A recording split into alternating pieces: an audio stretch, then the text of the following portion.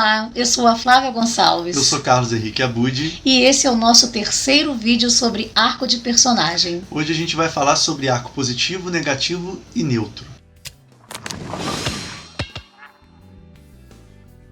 A gente decidiu fazer uma pequena série sobre esse assunto, dividir a conversa em vários vídeos, porque realmente tem muita coisa para falar. Sim, no primeiro vídeo a conversa foi sobre o conceito de arco de personagem, no segundo a gente falou sobre a criação de personagens que podem facilitar a construção de um arco interessante, né?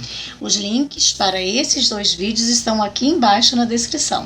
E hoje nós vamos falar sobre os três principais tipos de arco de personagem que podemos encontrar nas histórias, né? Sim.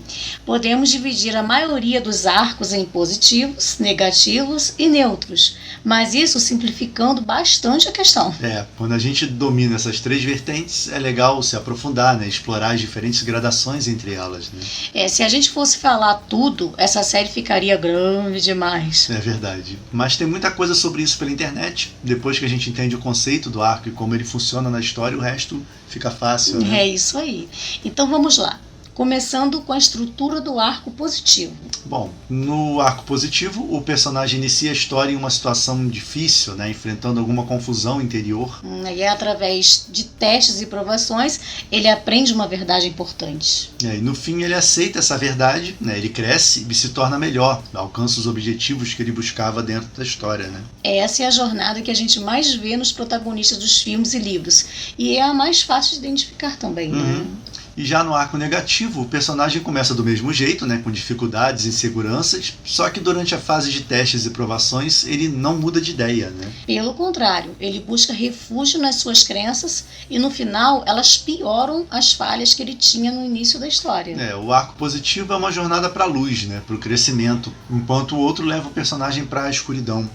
Quando a gente sobrepõe o arco do herói e do vilão de uma história, geralmente eles vão fazer esses movimentos contrários, como a gente disse no primeiro vídeo, né? Isso. Conforme o herói cresce e aparece na história, o vilão vai entrando em decadência, seja moral, seja física, né? Mas tem também histórias onde o protagonista em si tem uma história de queda, de mergulho nas trevas. Sim, um exemplo clássico disso é o Anakin do Star Wars, né? A jornada dele até ele se tornar o Darth Vader. Que tristeza, né? E tem o Coringa novo também, né? Total. O Coringa é um personagem que já teve várias origens diferentes e sempre é um arco negativo, porque afinal ele é um vilão clássico de quadrinhos. Mas nesse filme novo ele é o protagonista, então é um exemplo melhor ainda, né? Do que a gente estava falando. Mas a gente vê, de vez em quando, também, personagens que não mudam muito no decorrer da história, né? Principalmente quando são personagens já desenvolvidos, consolidados, né? E esse é o chamado arco neutro, que a gente estava falando. Isso acontece muito em algumas séries, principalmente as mais antigas, onde cada episódio tinha seu próprio conflito, eram histórias fechadas. Sim, no arco neutro, né, o personagem já trabalhou as suas dificuldades, ele já sabe da sua verdade interior. Ou seja, está em equilíbrio consigo mesmo, já alcançou o que queria para si, seja status, seja amor. É alguém que está confortável em ser quem ele é, né? Não existe essa necessidade de mudança, né? Isso tem potencial para ser bem chato, monótono e até mesmo espantar os leitores. De fato acontece muito, né? Isso porque quando o personagem tem um arco neutro, a mudança precisa acontecer no mundo ao redor dele. Exato. O trabalho do autor aí é mostrar um contraste entre o personagem e as falhas e os problemas da comunidade onde o personagem está inserido, né? Isso muda totalmente o foco da história e é algo no qual muito autor iniciante se atrapalha. Ele pode até criar ali o seu herói invencível, sem defeitos, como a gente tinha falado nos outros vídeos, mas para a história andar, né, ele precisa atuar em um mundo problemático, né? Esse contraste vai estabelecer o tema da história. Então, no primeiro ato, enquanto nos arcos positivo e negativo é apresentado o problema central do protagonista, no arco neutro mostra-se o problema central da sociedade, né? E aí abrem-se as possibilidades. É um mundo corrompido e o personagem sofre por ser honesto e honrado. Ou são pessoas atrasadas, que defendem valores ultrapassados e o protagonista precisa esconder quem ele é para se proteger ou dar um jeito de crescer dentro desse ambiente. Dá para pensar em muitos outros cenários, né? E aí, durante o segundo ato, onde nos outros dois arcos o personagem vai enfrentar testes e provações, aqui o que vai ser posto à prova é a verdade interior dele, suas convicções. E ele acaba aprendendo mais sobre o problema central dessa sociedade E geralmente há o dilema, né? Se ele desiste, aceitando que o problema é grande demais para ele solucionar, ou se ele arrisca uma cartada final, né? Envolvendo um grande sacrifício por parte dele, né? Geralmente. Isso aí.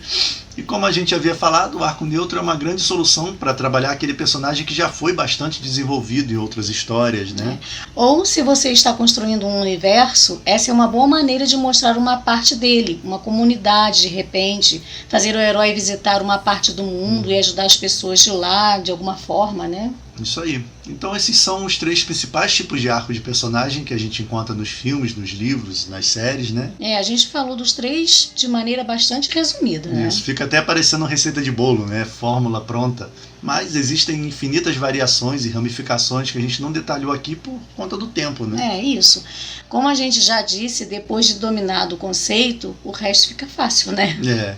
E para ficar mais fácil ainda, no vídeo que vem, que vai ser o último dessa nossa pequena série, a gente vai falar do lado mais prático, né? E mostrar um passo a passo de como encontrar e desenvolver um arco para um personagem. Enquanto isso, se você gosta de escrever, não deixe de conferir a nossa série de exercícios de escrita criativa Planos em Prática. E se você gosta de world building, construção de mundos, tem também a nossa nova série Universo Planos e Fugas. Era isso para o vídeo de hoje. Abraços e até a próxima!